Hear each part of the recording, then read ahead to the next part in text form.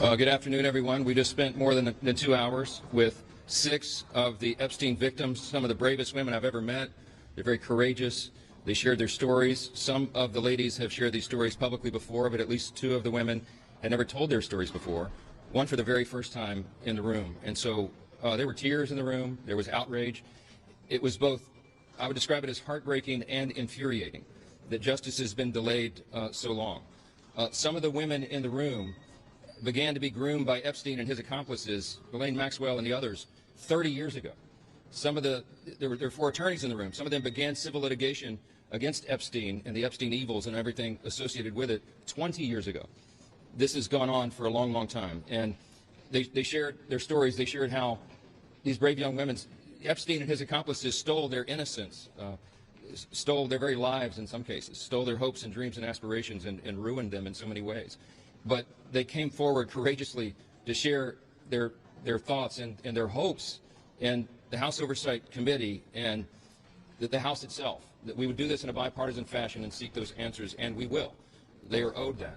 There may be as many as 1,000 victims. Think of it, hundreds and hundreds of young women who some of us imagine seated behind these 6 women. One of the members in the committee said that they speak for all of them.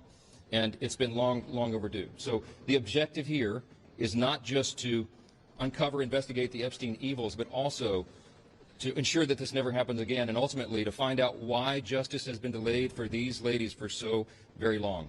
It is inexcusable, and it will stop now because the Congress is dialed in on this. I'm very grateful for the leadership of Chairman James Comer of the House Oversight Committee, who's with me here, and he's done an extraordinary job. August was a very busy district work period for so many members of Congress who were fanned out across the country in their districts doing town halls and business roundtables and constituent services. But our House Oversight Committee was working all along on their subpoenas. And I'll let him recount for you some of the great work that has already been done. But 34,000 Epstein documents have already been collected. We will not stop there. This is the beginning and not the end. And they are going through very carefully because we have 2 ultimate objectives here. We want to bring justice to every single person who is involved in the Epstein evils or the cover-up thereof, but we also want to be equally certain that we protect the innocent victims. Many of these young women, some of them are now middle-aged women, have never come forward. We do not want their names or identities to be uncovered carelessly or intentionally in any way. And so the House Oversight Committee, in a bipartisan fashion, is combing through these documents to ensure that we redact only the information related to the innocent victims themselves. We cannot be involved in subjecting them to any more harm.